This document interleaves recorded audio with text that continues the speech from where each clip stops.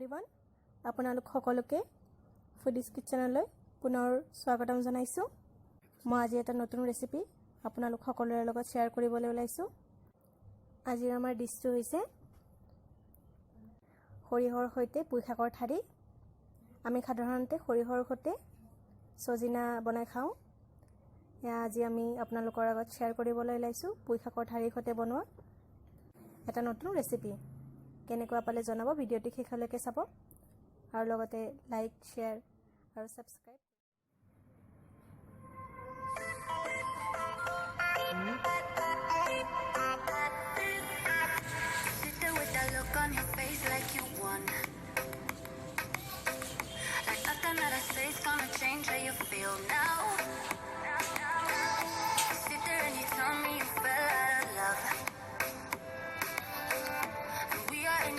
So you just gotta leave now. We just need to understand your reasons, and you are gonna justify this treason. Telling me the promises that we swore ain't enough.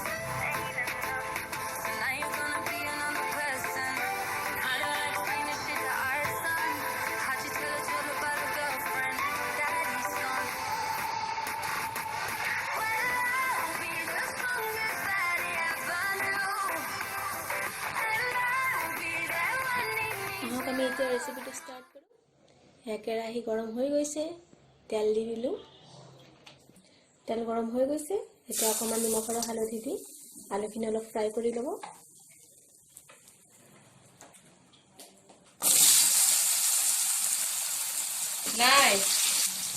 আলুখিনি ধুনীয়াকৈ fry কৰি লওঁ।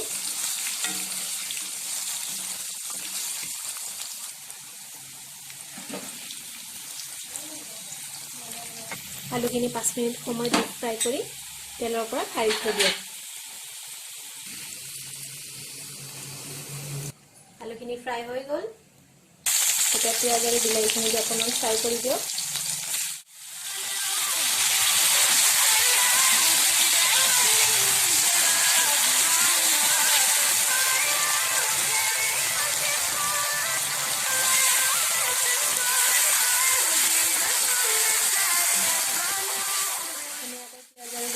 Fry কৰি দিছোঁ।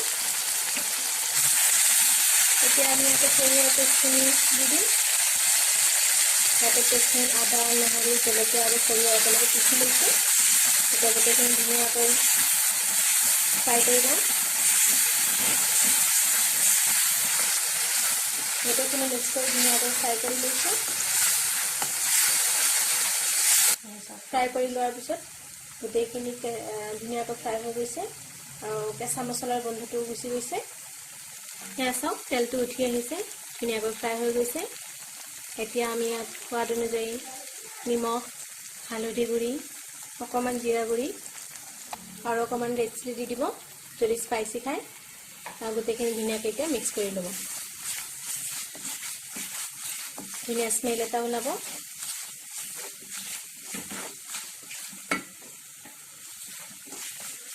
এতিয়া ইয়াত সামান্য পানী দিম আৰু ধুনীয়াকৈ গোটেইখিনি ফ্ৰাই কৰি ল'ম। ইয়াত ধুনীয়া এটা কালাৰ উঠিছে।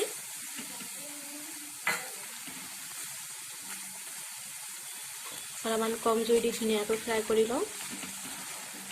ফ্ৰাই হৈ গ'ল, এতিয়া ইয়াত পুই শাকৰ ঠাৰিকেইটা দি দিম। আপোনালোকে এনেদৰে সজনাও বনাব পাৰে। ধুনীয়াকৈ ফ্ৰাই কৰি ল'ম। এতিয়া এয়া দেখিছে, এটা বেলেগ কালাৰ উঠিছে, দেখিবলৈ ধুনীয়া হৈছে।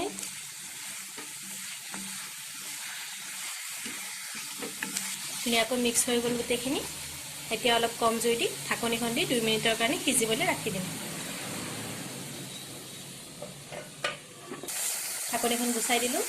এয়া চাওক, ধুনীয়া গোন্ধ ওলাইছে, লগতে দেখিবলৈ ধুনীয়া লাগিছে। ফ্ৰাই কৰি লওক অকণমান ধুনীয়াকৈ। যদি ভাবি যে কেৰাহীটোত অলপ লাগিব লৈছে, তেনেহ'লে অকণমান পানী দিব আৰু ধুনীয়াকৈ ফ্ৰাই কৰি ল'ব, যাতে জ্বলা গোন্ধ নাপায়। পানীখিনি দি 2 মিনিটমান ফ্ৰাই কৰি ল'লোঁ। এতিয়া ইয়াতে আমি আগতে ফ্ৰাই কৰি থোৱা আলুখিনি দি দিম। এটা গোটেইখিনি মিক্স কৰি লম ধুনিয়াকৈ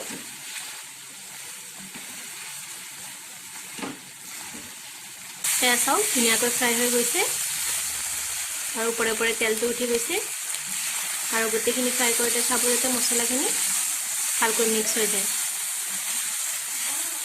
এতিয়া ইয়াত 2 কাপ পানী দিম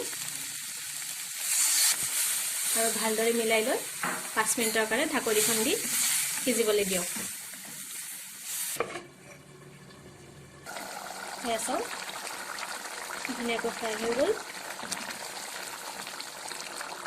সৰিয়হৰ সৈতে পুই শাকৰ ঠাৰি ৰেডি হৈ গ'ল খোৱাৰ কাৰণে কিন্তু বন্ধ কৰাৰ আগত এবাৰ চাই ল'ব পুই শাকৰ ঠাৰিখিনি ভালদৰে সিজিছে নে নাই যদি সিজা নাই তেনেহ'লে আধা কাপ পানী দি আৰু অলপ সময় সিজাব পাৰিব আমাৰ হৈ গৈছে ৰেডি এয়া ঠাৰি এডাল উঠাই আপোনাক দেখুৱাই দিছোঁ সিজিছে নে নাই ধুনীয়াকৈ সিজি গৈছে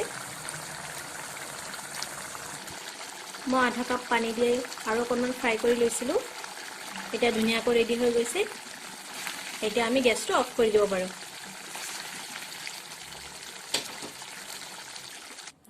এতিয়া আমি ধুনীয়াকৈ খোৱাৰ কাৰণে সাৰ্ভ কৰিম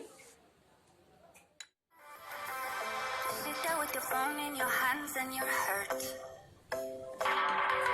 You tell me that you feel like you lost me. এয়া খোৱাৰ কাৰণে ৰেডি কৰিলোঁ আৰু ধুনীয়াকৈ ধুনীয়াৰ পাত দি কিনে সজাই লৈছোঁ Your words. 'Cause right now what matters isn't yours, but it's his name. And we just need to find another income. 'Cause she wants you দেখিবলৈ খুবেই ধুনীয়া হৈছে and you want me আপোনালোকেও ট্ৰাই কৰিব আৰু জনাব কেনেকুৱা পালে is okay.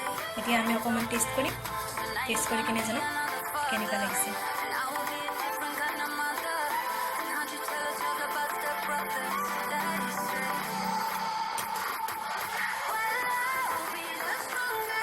সঁচাকৈ খুবেই টেষ্টি হৈছে আপোনালোকেও ট্ৰাই কৰিব আৰু জনাব লগতে মোৰ ভিডিঅ'টি কেনেকুৱা পালে ক'ব লাইক ভিডিঅ' এণ্ড ছাবস্ক্ৰাইব কৰিব থেংক ইউ